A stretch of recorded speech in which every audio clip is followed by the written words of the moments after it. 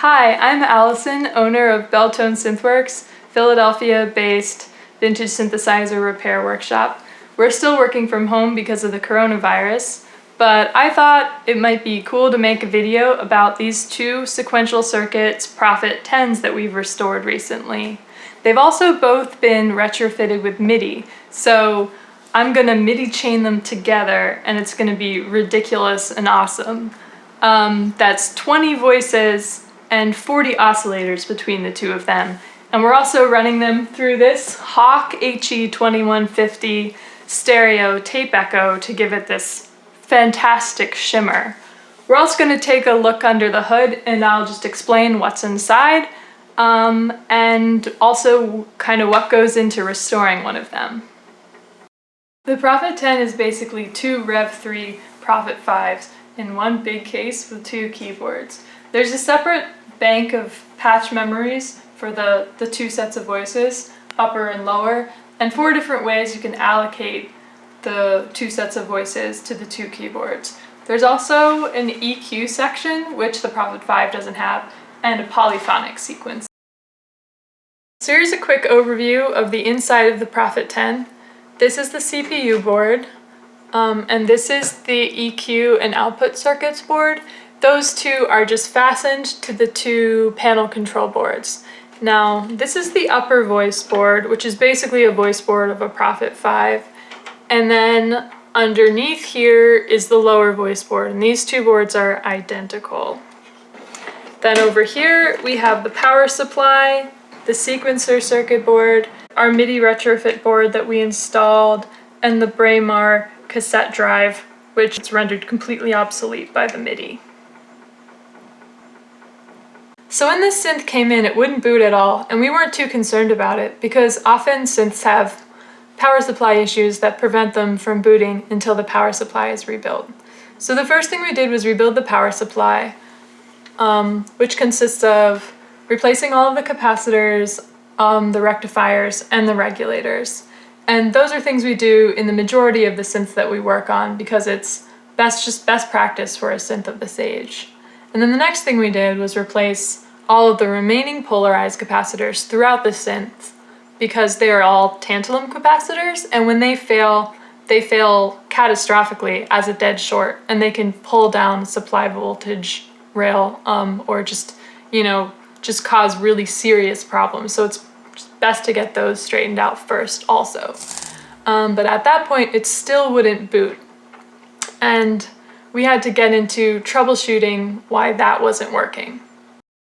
What we ended up eventually realizing is that this synth had suffered a digital side apocalyptic event, the likes of which we had never seen before or since, presumably because of the 5-volt regulator, which we had replaced long ago, having failed originally in a overvoltage state where it was putting out way too much voltage for all these ICs that are designed to only run on 5 volts.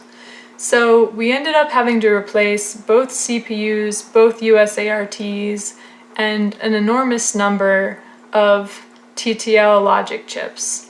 We also had a problem where this resistor was burning up, and this resistor supplies a slightly isolated 15-volt rail for all of these chips that are used to interface between the CPU board and the analog boards, but it was clear that one or more of them was just drawing way too much current, and we eventually figured out that there were quite a few of these that had failed as well, starting with certain TTL to CMOS level shifters that were presumably taken down by the same catastrophe that had caused all the damage on the in the 5-volt supply area. So it was a lot of work to get the CPU board up and running as it should be, definitely more than any other synth we've ever worked on. After running the synth for many days to make sure there weren't any other latent failures, some more chips ended up failing. And at that point, we just replaced all of the 5-volt supplied logic, assuming that all of it had been stressed so much that it would be just too susceptible to failure in the future. So beyond that, it was just troubleshooting some issues with voices on the two voice boards, which is generally much easier, and it was all the sort of same problems we tend to see in all polysynths. Bad Curtis chips, but more often actually bad switching ICs, op amps, and then Mylar capacitors. We often end up replacing a lot of trimmers on synths, but in this case they seemed fine. When we started trying to calibrate it, they weren't jittering too much, so we decided to leave them be. We calibrated it and then installed this MIDI board and burned new EPROMs for the MIDI firmware. The last couple things we had to do were clean all of these pots and lubricate them, and one of them actually was so bad it had to be replaced. And rebuild these two keyboards. Both of these are Pratt Reed keyboards, which means that rebuilding them is a pretty time-intensive process. Every key has to be removed. They all have bushings that have to be scraped off the key stops, and then new bushings, well, the key stops all leveled and new bushings put on. So that takes a couple hours for each keyboard, and in this case we have two full keyboards, so it's a lot of work. This one was also missing there's like a little hatch under here that allows you to access the key contacts, and that was missing, so we had to cut a new one and paint it to match. And we also polished the bus bars and cleaned and straightened the J wires to make sure that the keys would trigger nicely. So now we've got the two Prophet 10s MIDI chained together, with this one as the master and this one as the slave. And the top keyboard of this one controls the top voices of this one, and the bottom keyboard of this one also controls the bottom voices of this one. The slave Prophet is running through this Hawk 2150 tape echo.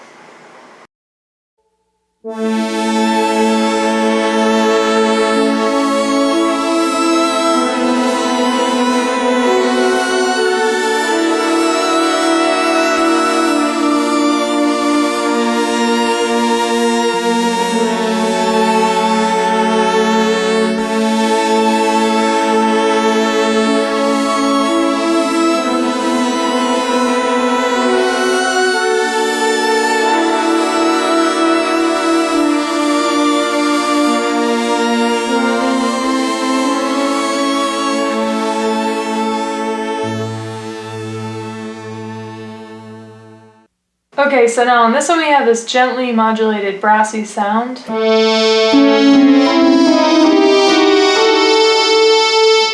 Now on this one we have this swirly, watery string synth kind of sound.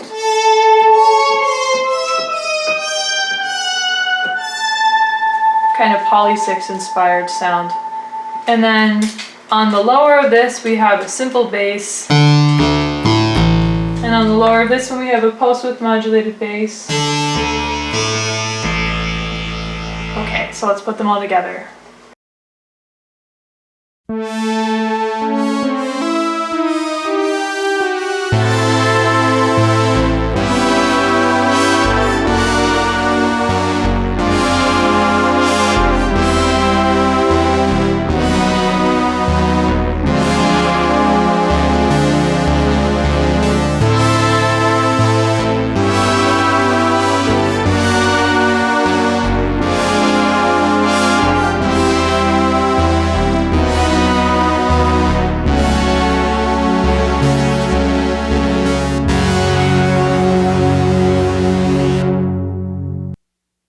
So the sounds I have now are this glassy sound up here.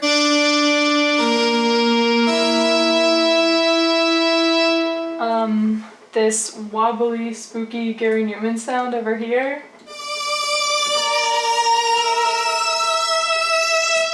This sound that I always make that I call shimmer piano.